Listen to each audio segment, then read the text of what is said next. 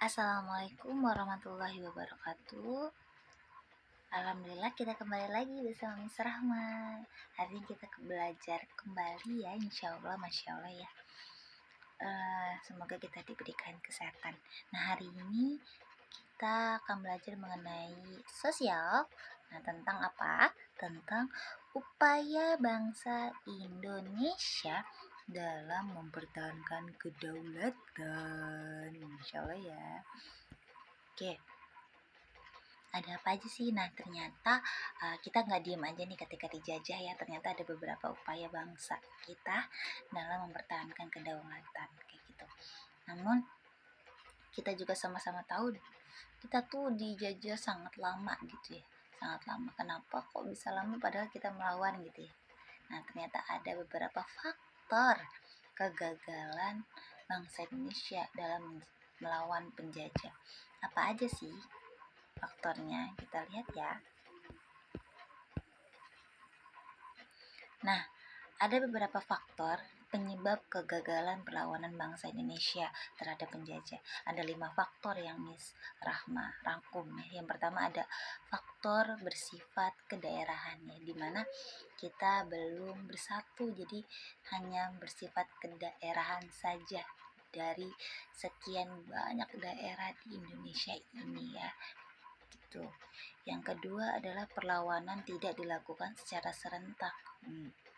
Sudah bersifat kedaerahan ditambah perlawanannya tidak serentak kayak gitu. Mungkin bisa aja ketika perlawanan itu bersifat kedaerahan namun diadakan secara serentak kayak gitu, itu kan salah satu bentuk kesatuan kayak gitu ya.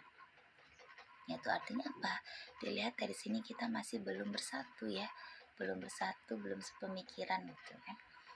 Nah, yang ketiga ada masih bergantung kepada pimpinan. Nah, ini juga nih menjadi faktor penyebab kegagalan perlawanan bangsa Indonesia terhadap penjajah.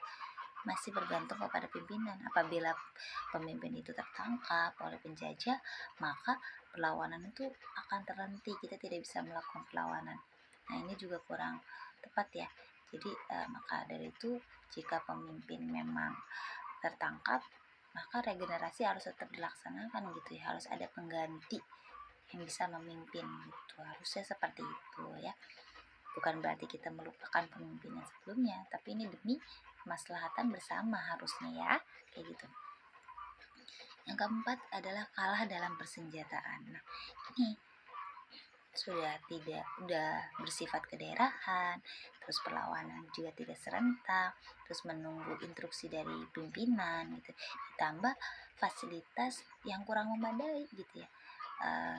Alat persenjataan kita ternyata sangat belum memadai kala itu ya, sehingga kita juga mengalami kegagalan terus menerus kayak gitu ya. Kita masih menggunakan bambu runcing kayak gitu ya, sehingga belum bisa melawan dengan penjajah yang mempunyai banyak persenjataan yang sangat lengkap kayak gitu.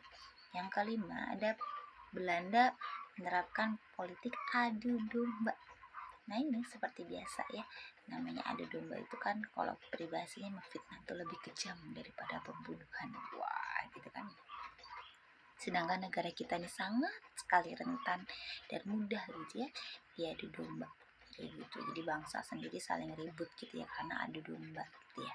Nah, semoga kita sama-sama diberikan kejernihan pikirannya untuk bisa melawan itu adu domba supaya tidak mudah diadu domba ya. Kita lanjut nih, ini ada beberapa faktor ya kayak gitu. Nah,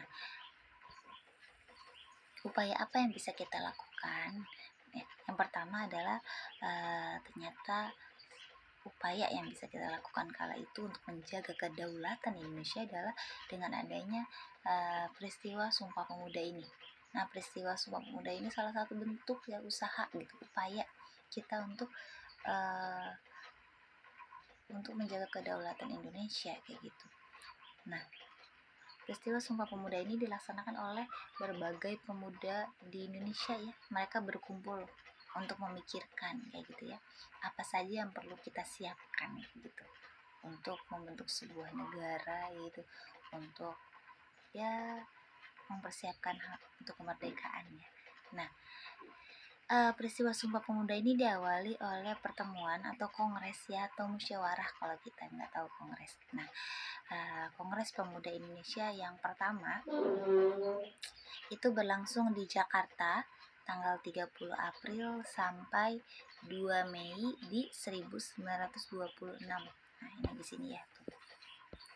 30 April sampai 2 Mei 1926. Diikuti oleh semua organisasi pemuda.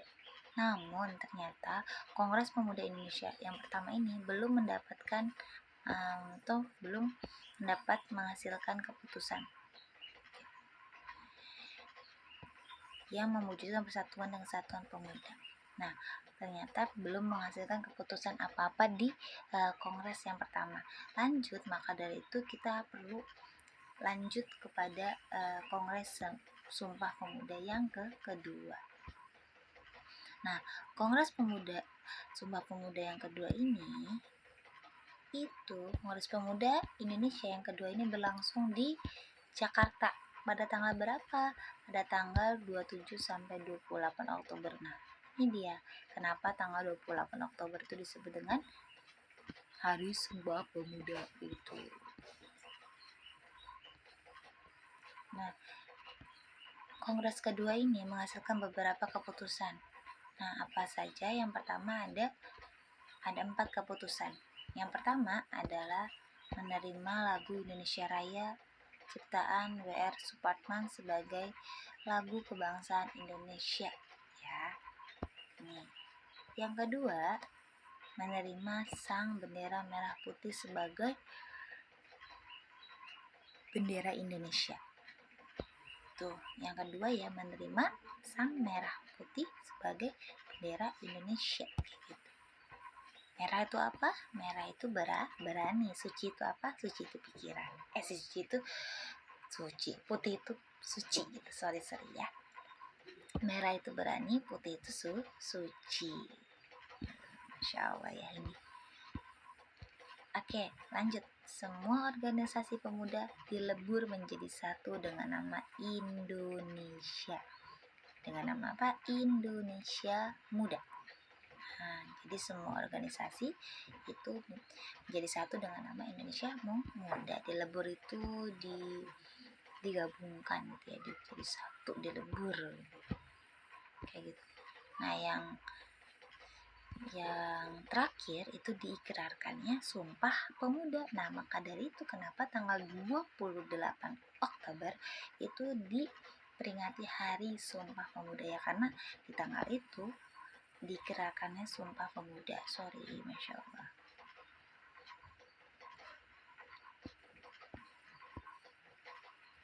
Oke, next ya.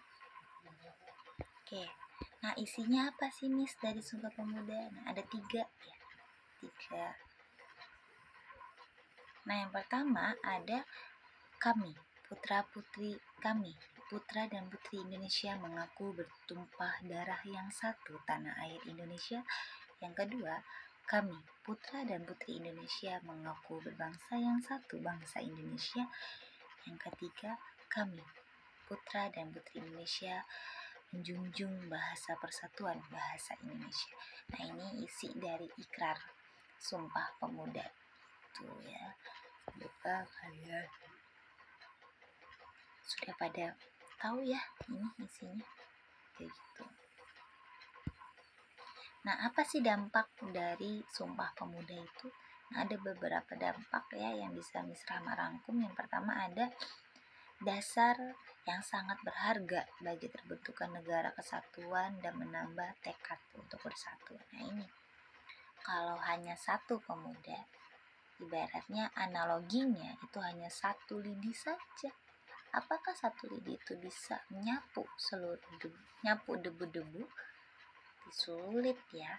Nah, maka itu kita perlu adanya banyak sapu lidi ya, atau banyaknya Sumpah Pemuda. Apabila sapu lidi itu menjadi 100 dan diikat menjadi satu ya, dengan kita sebut dengan sapu lidi gitu kan, maka dia akan bisa menyapu kotoran-kotoran atau debu yang ada gitu ya, atau penjajah-penjajah yang ada di Indonesia kayak gitu ya.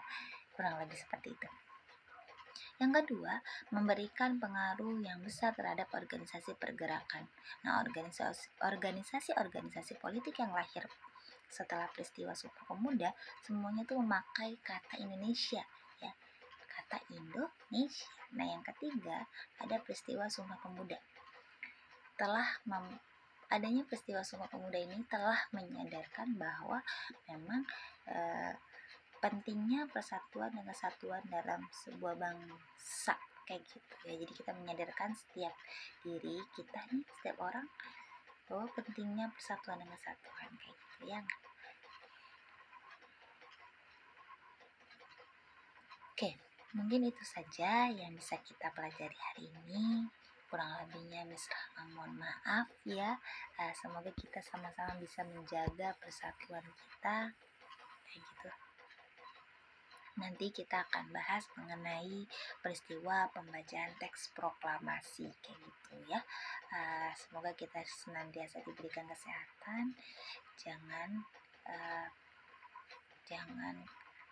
puas gitu, jangan mudah puas, tetaplah haus ilmu kayak gitu ya, karena ilmu akan selalu membawa keberuntungan dalam kehidupan kayak gitu. Kalau ada ilmunya, insya Allah semua mudah ya gitu kan. Tapi kalau nggak ada ilmunya, ya kalau nggak tersesat, kita akan mengalami kesulitan kayak gitu. Terima kasih, Miss tutup. Wassalamualaikum warahmatullahi wabarakatuh. Waalaikumsalam. Dadah.